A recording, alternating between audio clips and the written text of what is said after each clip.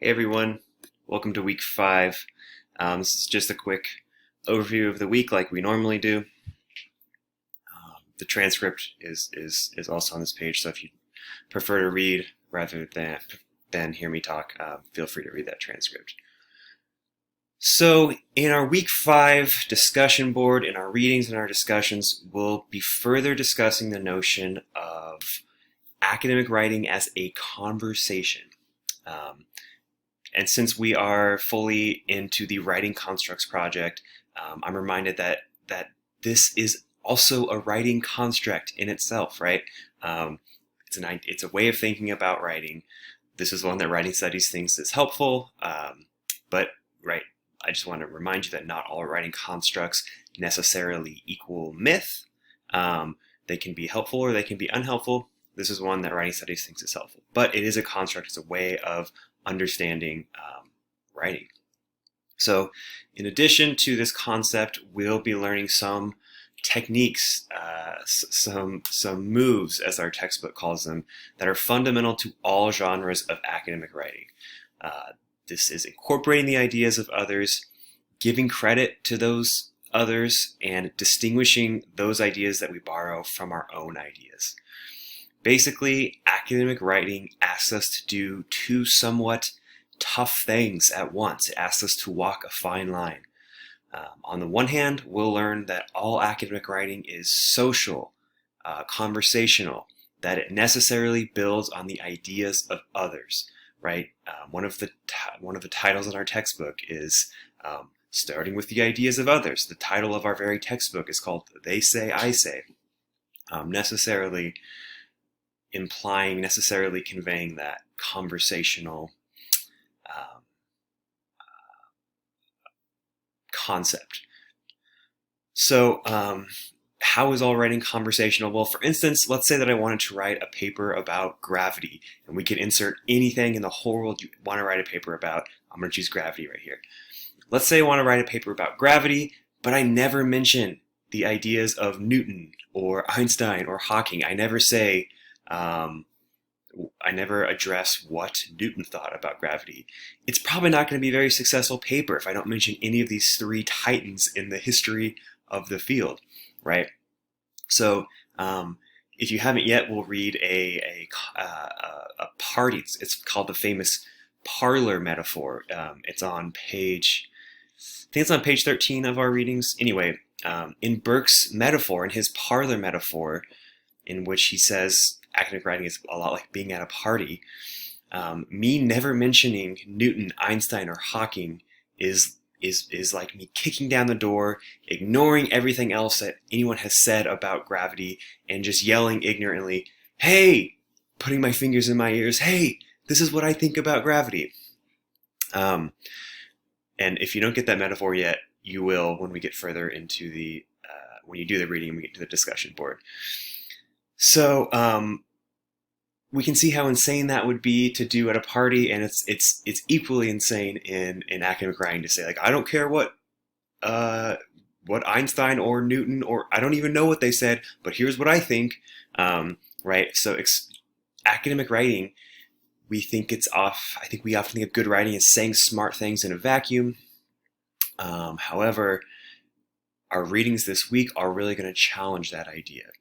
So inversely, if I'm writing a paper about gravity, and let's say I say in this paper, well, Newton said this about gravity, then Einstein came along and said this, and then Hawking said this.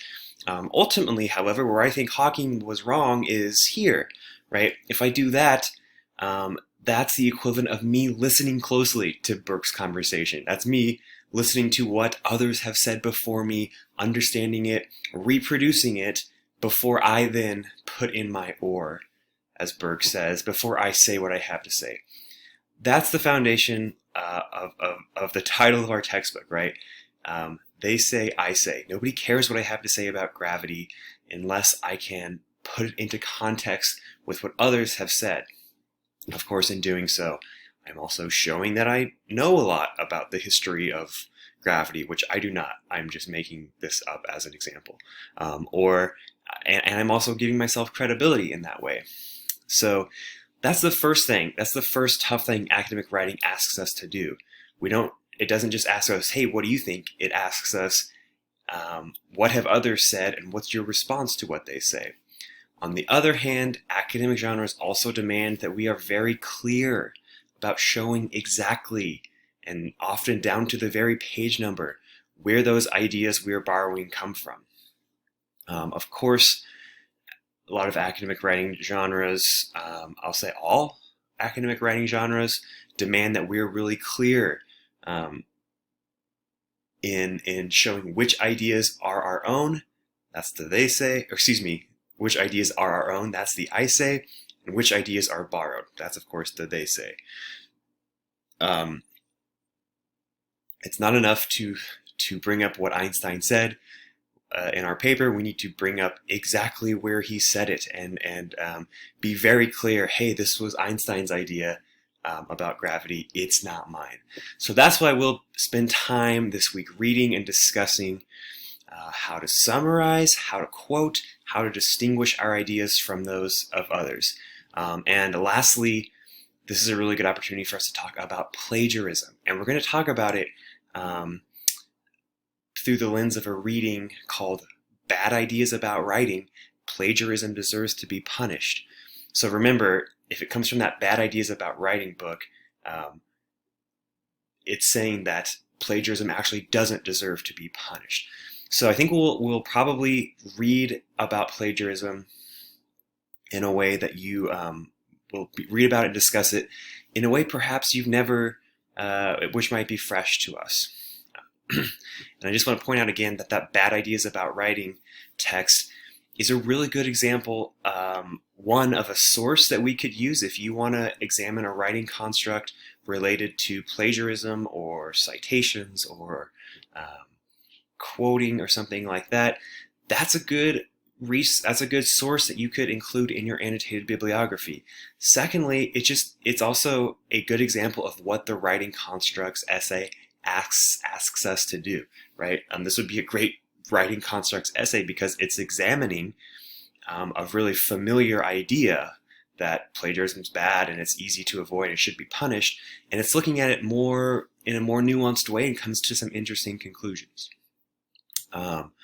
So that's what we'll be doing in our readings this week, and of course, in the background, you will be hopefully you will have selected. I hope very soon you have selected the one writing construct that you want to examine in your writing constructs essay.